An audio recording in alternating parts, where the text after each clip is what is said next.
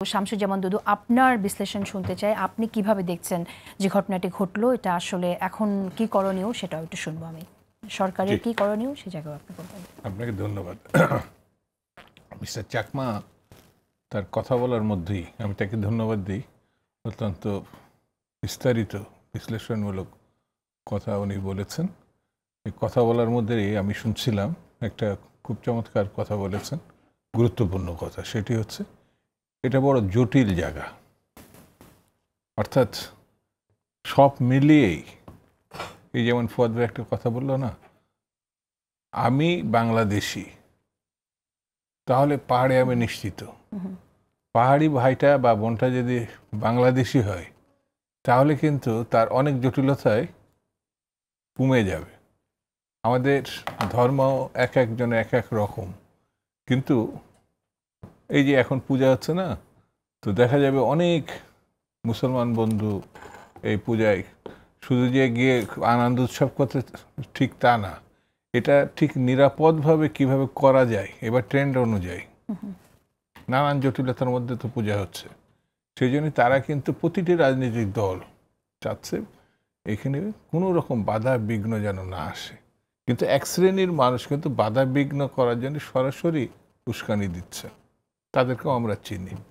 তো এই ঘটনা ভয়ঙ্কর এবং মর্মান্তিক। একটি মেয়ে পড়ালেখা করে সে যখন রাস্তায় আসছে তাকে দলবদ্ধভাবে অপমানিত করা হচ্ছে, তার সব থেকে বড় যে সম্ভ্রম সেটাকে ক্ষতিগ্রস্ত করা হচ্ছে, মৃত্যুর হাত থেকে কোনো রকম সে বোধহয় রেহাই পাইছে। তো এটি কখনো সমর্থন তো দূরে থাক, এটি মানে সব থেকে গুরুত্ব ওই অঞ্চলের প্রশ্নে। এই ধরনের ঘটনা কিন্তু বাংলাদেশে অন্যান্য জায়গাও যে হয়নি তা না, দু চারটে হয়েছে, এবং সেই জায়গাটায় কখনো কখনো আইন স্বাভাবিক কাজ করছে, আবার কোনো জায়গায় কাজ করে নাই, সেই কেন অন্য ধরনের পরিস্থিতি, সে আলোচনা আরেকটা। কিন্তু এই জায়গাটা খুব স্পর্শকাতর একটা জায়গা, কারণ এই অঞ্চল নিয়ে নানামুখী, আমি এক কথায় বলবো ষড়যন্ত্র আছে যাতে এটি বাংলাদেশের অংশ না থাকে। এর আগেও আমরা দেখেছি যে আমাদের পার্শ্ববর্তী দেশ, হ্যাঁ আমি অবশ্যই ওখানকার যারা আমার পাহাড়ি ভাই বোনরা আছেন তাদের স্বকীয়তা, তাদের স্বাধীনতা, তাদের গণতন্ত্র, তাদের অধিকার, এর তো লড়াই করতেই পারে।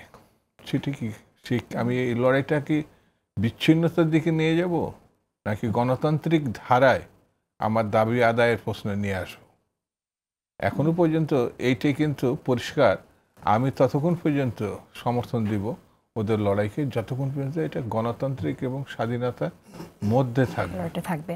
আরেকটা কথা বলে দিই, এই জায়গাটায় কিছু না কিছু শৈথিল্যতার সঙ্গে একটি মানে খুবই বাজে একটা গ্রুপ সেখানে কাজ করছে পরিস্থিতি উত্তপ্ত করার জন্য।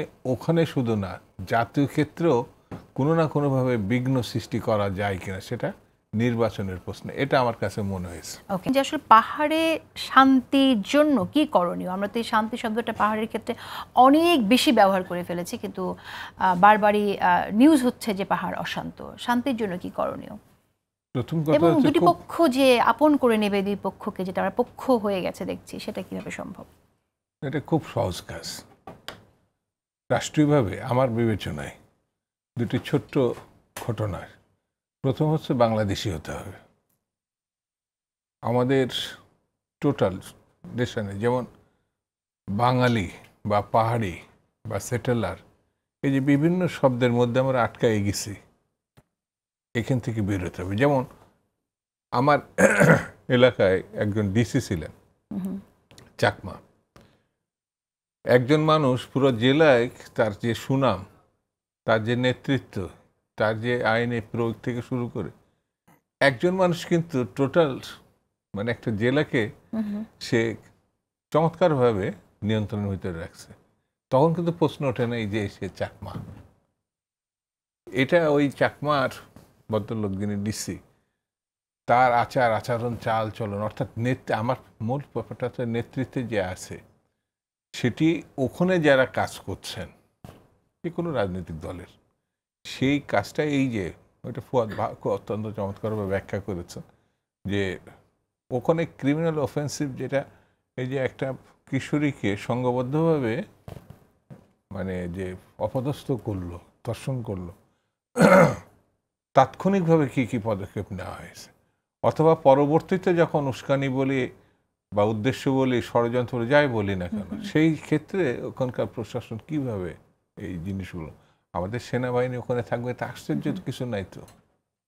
কারণ এই সেনাবাহিনীতে দেখা যাচ্ছে অনেক বিশ্বের অনেক জায়গায় সুনামের সঙ্গে এর থেকেও খারাপ পরিস্থিতি তারা নিয়ন্ত্রণ করছে, কিন্তু ওখানে যখন তারা দায়িত্ব পালন করতে যাচ্ছে, ত্রুটি বিচ্যুতি দুই একজনের মধ্যে থাকতেই পারে, কিন্তু সেটাকে যখন বিরাট করে আমরা দেখার চেষ্টা করি না, তখন আইন শৃঙ্খলা পরিস্থিতি স্বাভাবিক রাখা খুব কঠিন ব্যাপার।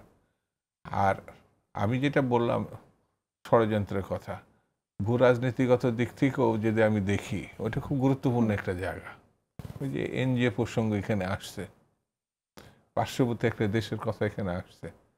তো আমার অনেকগুলো বন্ধু ছিল, আমরা একসঙ্গে ঢাকা ইউনিভার্সিটি পড়ছি, ওনাই যেমন একজন মানবার সঙ্গে উনি চাকরি করছেন।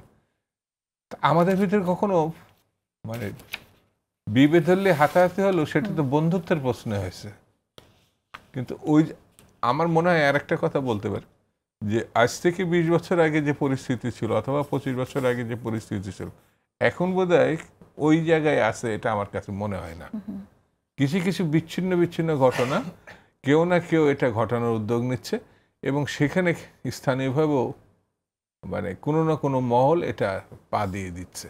এর থেকে বেরিয়ে আসার মানে সহজ পথ হচ্ছে স্থানীয়ভাবে যেমন উদ্যোগী হওয়ার দরকার, সরকারিভাবেও সেটি হওয়ার দরকার। প্রথমে বাংলাদেশি কনসেপ্টে নিয়ে আমাদের সমস্যাগুলো, যেমন চাকরি, বাঙালি জাতিগোষ্ঠীর যে বড় একটা সেকশন যারা শিক্ষিত বেকার, প্রায় দেখা গেল 30 লাখের উপরে, ঠিক তেমনি ওখানেও আছে না?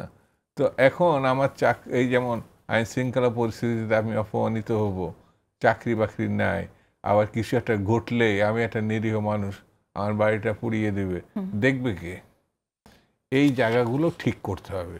এই ঠিক করা ছাড়া আর কোনো বেরিয়ে শান্তি আসবে না আপনি বলছেন।